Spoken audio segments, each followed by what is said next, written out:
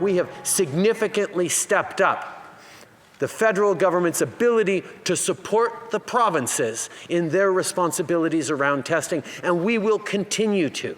We have not only transfers, as I said, $1 billion to the provinces to help with the immediate acute supports on top of, as part of, the $19 billion we've transferred to provinces with that Safe Restart, but we've also committed that we will absolutely sit down with the provinces this fall to talk about the future of the Canada Health transfers.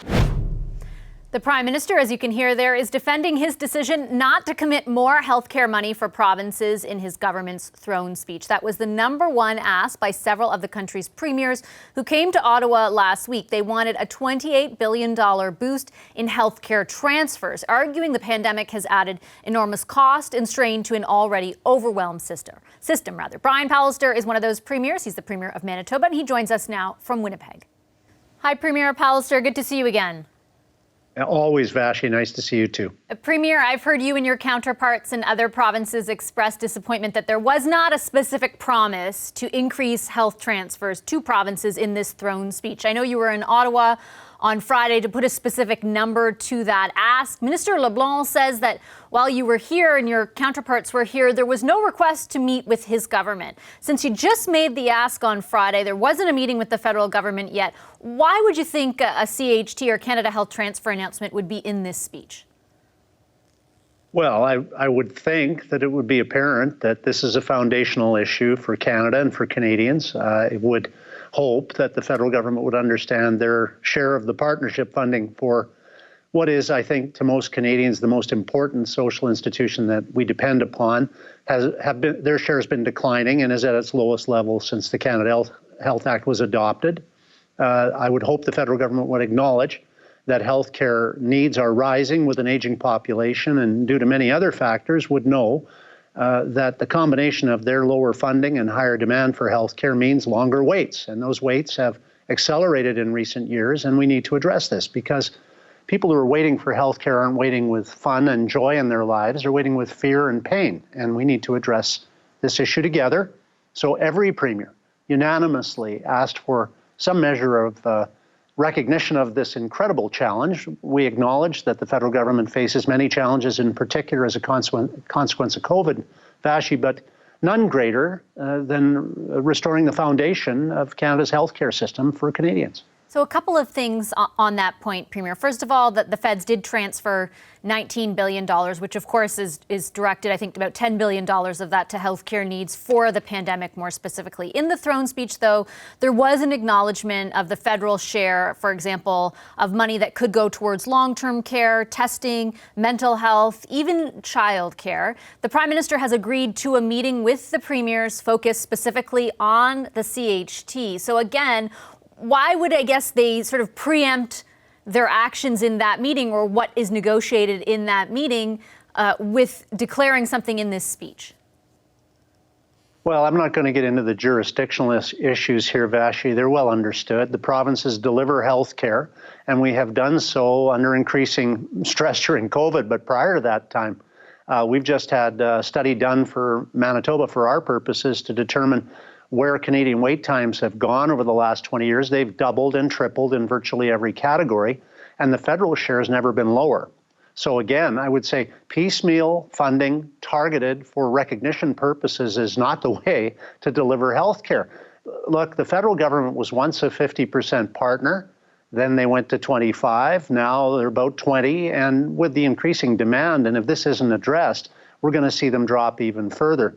That's not the way to sustain health care services for Canadians, and I would hope the federal government would understand that, but apparently that wasn't given evidence in the text of the throne speech or in the later comments that were made by the PM and by his Minister of Finance as well. So we need to see this issue addressed.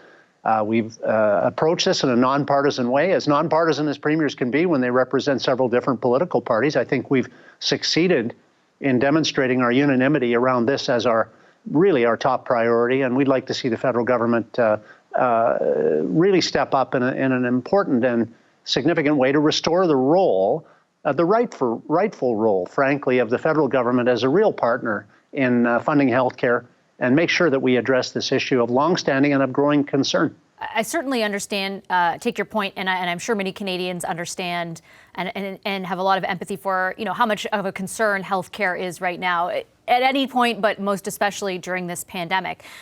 To play devil's advocate, for the federal government to transfer large sums of money, for example, to the provinces in healthcare. Let's take long-term care, for example. I know that the premiers want the money there sent without strings attached, but we've seen what happens when there aren't really standards for long-term care, especially we saw in Quebec and Ontario. Is it not understandable that the federal government would want to transfer more money to provinces for healthcare, but want to ensure that certain standards are met as a result? I don't disagree with the desire to see higher standards. I would argue, though, that doing that from the position of a diminishing contribution percentage is hardly leverage for advancing that dialogue. The federal government needs to step up and be a significant partner, as they've been throughout Canadian history, and as they have allowed under this government and the previous one, those numbers to diminish. I say they lessen the ability to demand strings attached to a lower percentage. Really, they were equal partners. They were then minority partners. Now they're mini-me partners. They're shifting away from being able to do that kind of contribution that you addressed there earlier in terms of standards. So I'm ready to have discussion with anyone who wants to elevate the standards for delivery of healthcare, but I would appreciate them stepping up and saying they're ready to do their part in funding it. So you're okay with standards if they agree to an increase in the CHT? I'm quite prepared to have that dialogue. Look, these are areas of provincial jurisdiction. I think that there's no doubt, though, that Canadians would benefit, for example, from the federal government partnering with us on purchasing various items. I've advocated for that for 5 years now. In terms of healthcare, we spend a lot of money on a lot of different equipment all over the country. We could be, for example, having a federal partnership to coordinate purchasing of those materials that we use for electrocardiograms, for example, image testing. We have, in this country right now, we have hundreds of thousands of Canadians who are waiting for diagnostic tests and surgeries, even for appointments with specialists right now. And that's because of COVID. But the important point to remember is that just 7-8 months ago, we had wait times that were already triple, in many cases, what they were just a few years earlier. So this isn't a problem that just happened with COVID. It's not a short-term problem that's going to get addressed with short-term programs that gather attention, granted in the short term, but don't address the longer-term problem. I think what premiers understand, because we're at the front of delivering health care, is that these long-term problems are what we have to address now because they're going to get worse. And right now, we spend almost a half of our budgets on health care. The other big piece that's going to grow, of course, is debt service costs, as we all know. And pretty soon there won't be room for much else in provincial budgets. Every study's shown that provinces don't have the fiscal capacity to deal with this on their own. And the federal government itself has frequently alluded to its ability to borrow more. Well, don't borrow for second floor redecoration, borrow for foundational repairs.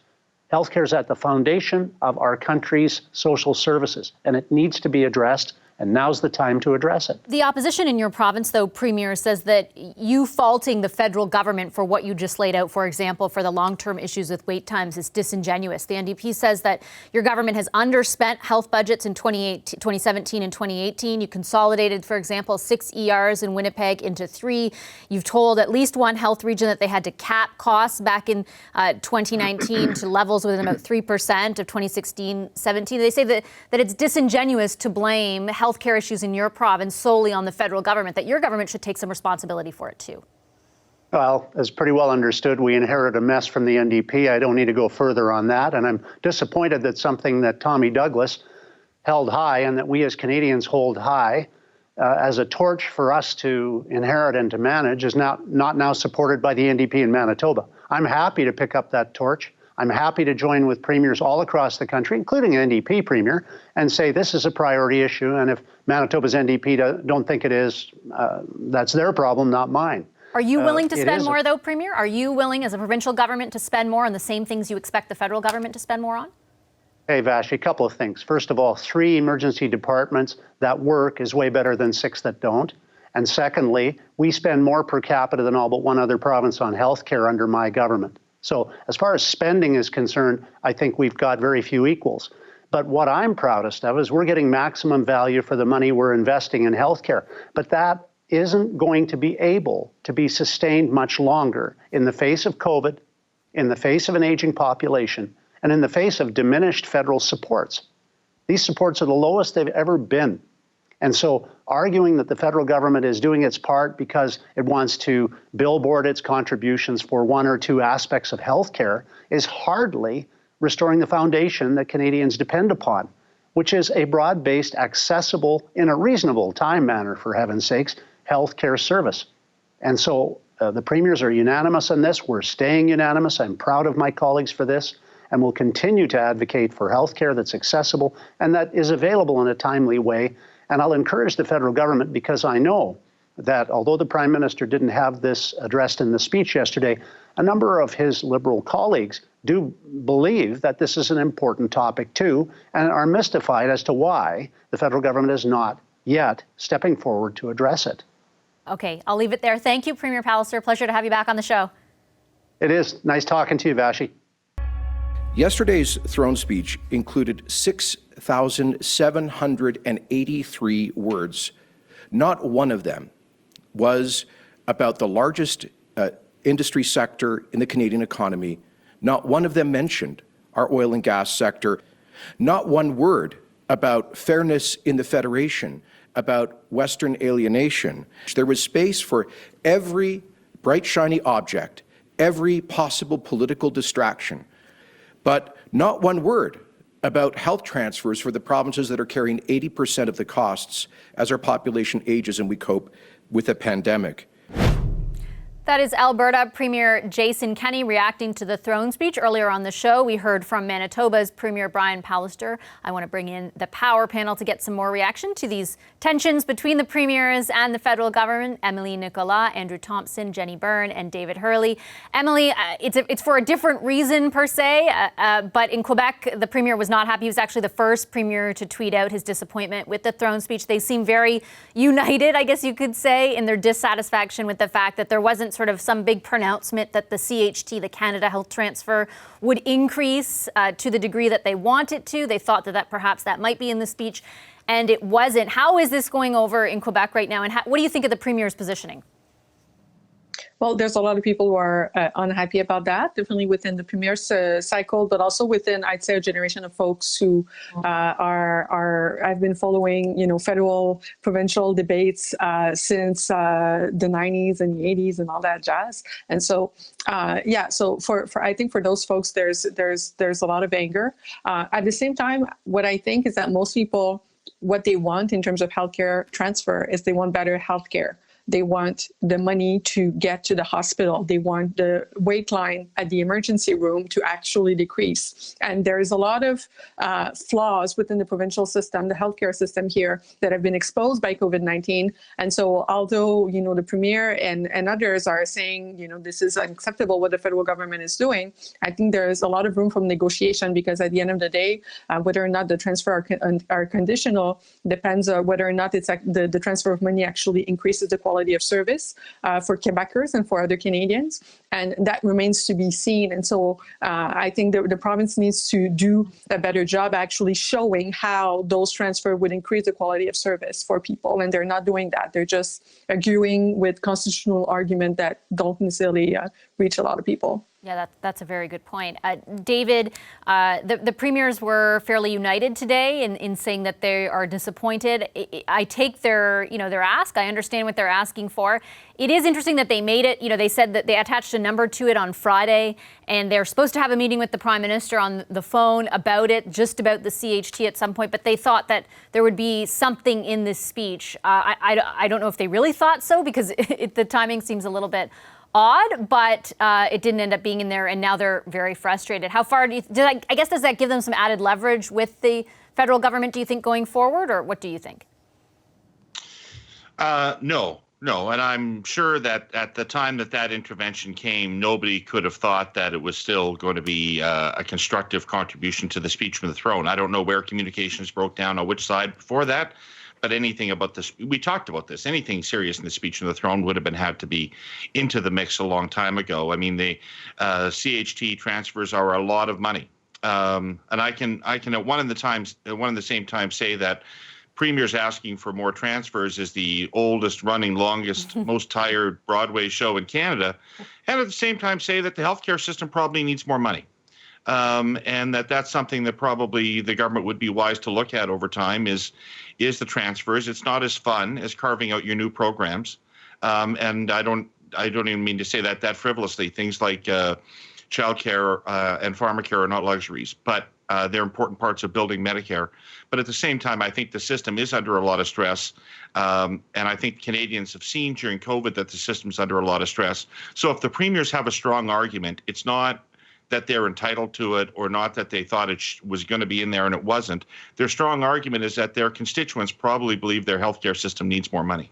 It's definitely interesting, Jenny. We've talked frequently on this panel about the relationship between the premiers and the federal government and how it's kind of emerged in a different light throughout the pandemic, but now some of the shininess is perhaps off. And I felt like that was evident in the reaction to the throne speech. Like they were all pretty much saying the same thing about the absence of that. And then to different, in different provinces, like, for example, what we heard from Premier Kenney, there was a frustration or disappointment rather expressed over even other items that were missing, they said, from the throne speech as well. So it looks like that it's not quite where things were in that relationship 4 months ago.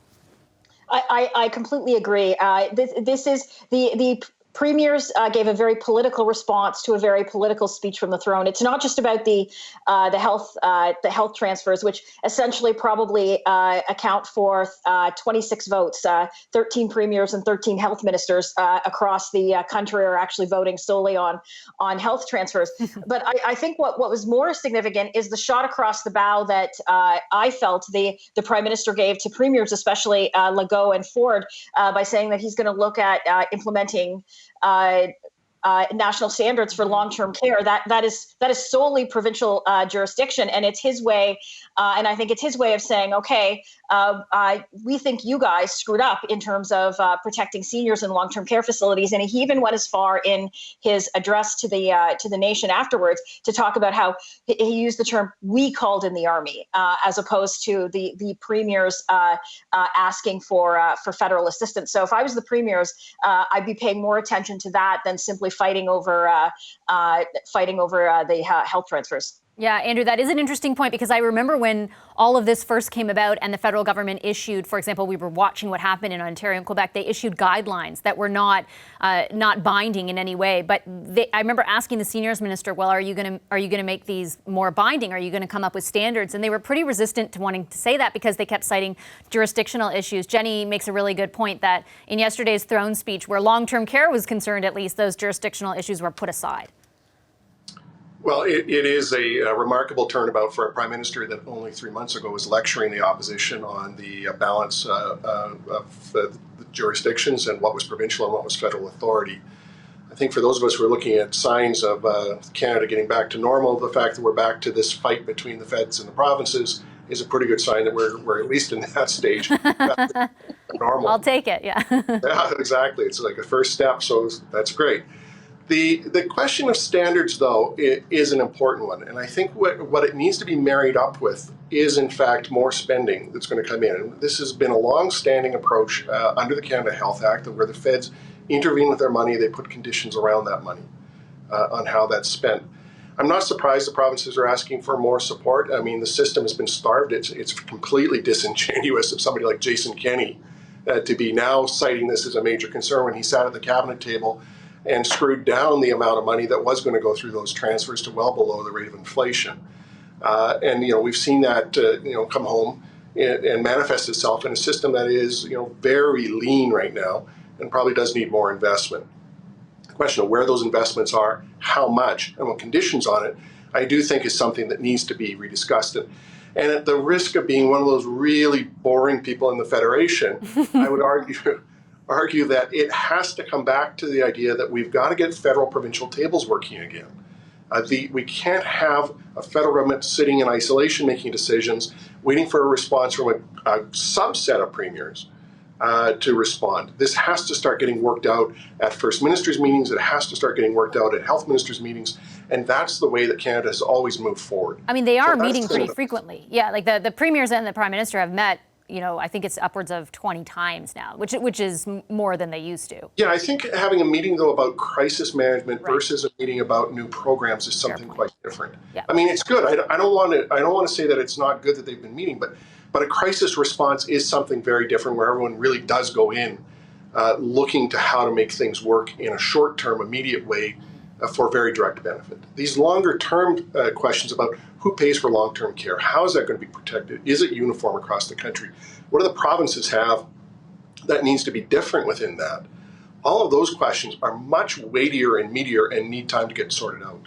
David, I saw you making some thumbs up when Jenny was talking about the jurisdictional stuff and the long-term care standards. What do you think about that? I take a lot of pleasure about Canadians in the fact that this long-term care issue really resonated with people and that it has really lasted. And so Canadians in large numbers say that their number one healthcare priority is ensuring that what happened in long-term care homes doesn't happen again. And they want to see radical change, whether that's the change in for-profit ownership or whether that's a change in funding and regulation or bringing it under the Canada Health Act. But people understand now what the conditions are like in those homes, and they know what people were put through in the pandemic, and it is a lasting public policy demand now that forced the federal government to invade provincial jurisdiction because that's how strong the public demand for action is on that file. Emily, last word to you, to your point. The Red Cross is still in Quebec in some long-term care homes. The Premier does not want strings attached to any funding, even if it is directed to long-term care. Do you think he keeps fighting this? I mean, he will keep fighting this. I just don't know that he will be making points with this because, I mean, I don't know, maybe I'm the millennial here, but even the meme culture is full of jokes actually around the healthcare system right now. And there's other signals as well in terms of some of the polls that are out, some of the public opinion. There's really a sense that the government is not necessarily in control of this pandemic here. And they keep saying that everything is going to go well, but actually Quebec has not been doing well in this pandemic. And so that makes some of their leeway for having the moral high ground in terms of this demands a little bit more complicated. So they will keep doing it. But if Justin Trudeau comes up with a proposal that is actually aimed at making the healthcare system better, a part of the population that is less sensitive to those issues might actually follow. Okay, I'm going to leave it there, and we're all going to go Google whatever memes you were referring to because I have no idea what they are. Yes, you need to have more millennials so that kind of show. Yeah, the millennial in the group. Yeah. Thanks, everyone. Thanks to our power panel tonight. David Hurley, Jenny Byrne, Andrew Thompson, and Emily Nicola. Thanks, guys. Hi, I'm Vashi Capellos, host of Power in Politics. See more of our show by subscribing to the CBC News channel or click the link for another video.